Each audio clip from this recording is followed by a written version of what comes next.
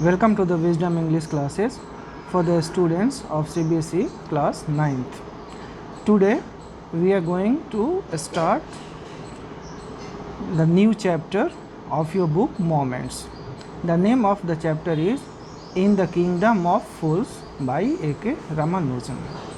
In this section we will discuss the summary, and at the end of the video I can ask you few questions to answer.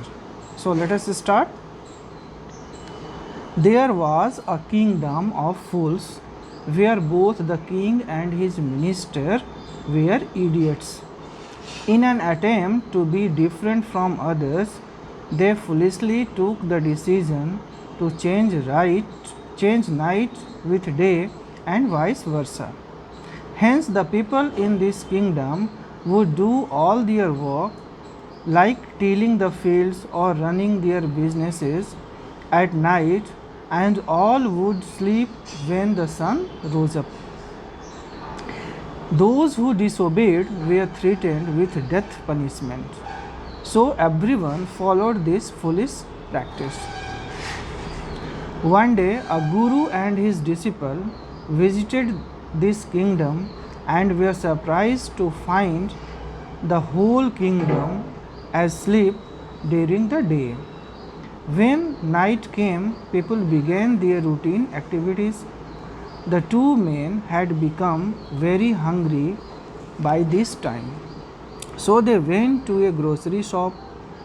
It was utterly surprising for them to see that everything had the same cost, a single dudu. Initially, they were both happy as they could buy all that they wanted for a very nominal amount. However, the guru, being a wise man, decided to leave the place and told his disciple that the behavior of fools cannot be predicted and it was not safe to stay there for long. But the disciple decided to stay back, and the guru alone left the city. One day a thief broke into a rich merchant's house by making a hole in the wall. However, when he was leaving after the loot, the wall of the old house fell on his head and killed him instantly. The thief's brother complained to the king that the merchant was to be blamed for this death and should hence be punished. The foolish king assured him of justice and summoned the merchant. The king told the merchant that he would be punished for having murdered the man who burgled his house. The merchant was a wise man and escaped punishment by telling the king that the wall had been built in his father's time. So the bricklayer would build such a weak wall was responsible for the thief's death and should get the punishment. The bricklayer too wisely evaded punishment and put the blame on the dancing girl. He claimed that he got distracted by her jingling anklets when she went up and down the street on the day the wall was built by him. The dancing girl, in her turn, shifted the blame to the goldsmith. She said that she had to walk up and down the street many times because the goldsmith had delayed her order. The goldsmith defended himself by pleading that he could not complete the dancing girl's order in time because he had to first finish a rich merchant's order. This rich merchant was the father of the same person on whom the blame was put earlier. So the rich merchant was summoned again. He pleaded his innocence on the ground that the jewelry had been ordered by his father. But the foolish king told the merchant that he had inherited his father's sins in the same way as he had got his wealth. Hence, he must be executed for the killing of the burglar. A new stake was ordered by the king for the execution.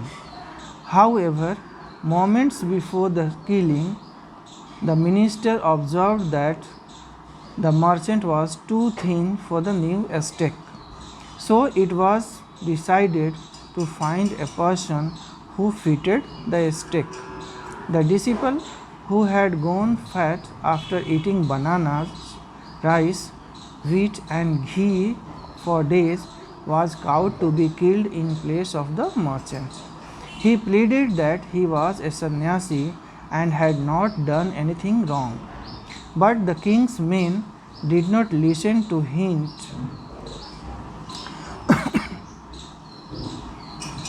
He was reminded of his guru, and while waiting for death, he prayed to him in his heart for help. The guru had magical powers and he saw everything in a vision. He arrived at once to save his disciple. He first scolded the disciple and then whispered something in his ears. Then, admiring the king for his wisdom, the guru asked him to put him to death in place of his disciple. The disciple at once understood the guru's move and insisted on being put to death earlier than his guru. This behavior puzzled the king. He asked the guru to explain the reason behind the desire to get executed first. The guru asked the king to promise him that if he told him the reason, he would put him to die earlier than the disciple. The king assured him, and the guru, taking the king aside, told that the stake was the stake of the god of justice. It was new and no crime had ever been put on it. Hence, whoever dies first will be reborn as the king, and the next person will be reborn as the minister.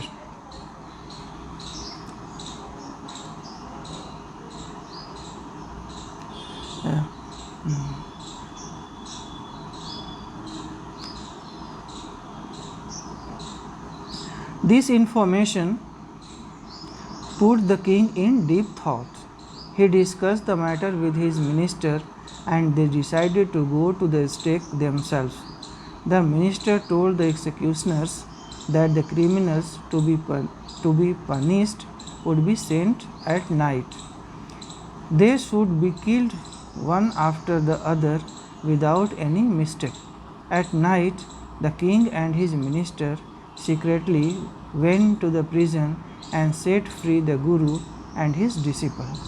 Then they disguised themselves as the two criminals and were executed as per their revised orders. When their bodies were taken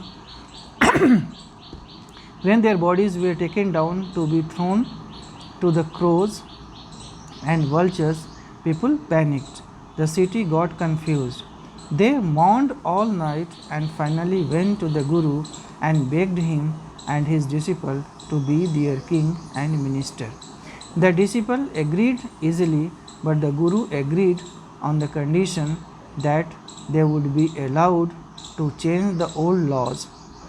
Then on, night and day began to be used in their normal way, and the price of all things no longer remained one dudu each. And now the message of this story. The story is a folk tale and gives two messages. The first message is that one should stay away from foolish people, else one is bound to suffer. The second message is that in order to tackle foolish people, one should employ wisdom and not logic. The guru does not urge or reason the innocence of his disciple.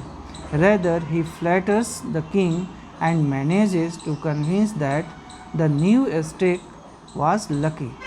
He not only saves the life of his disciple but also rights the kingdom of the foolish king and his silly minister.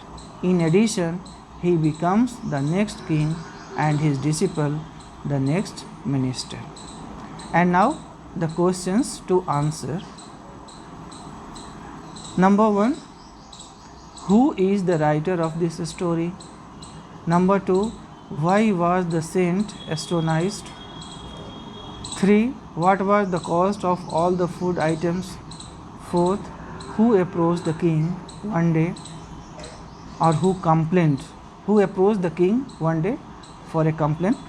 And 5th, who was finally punished? Thank you.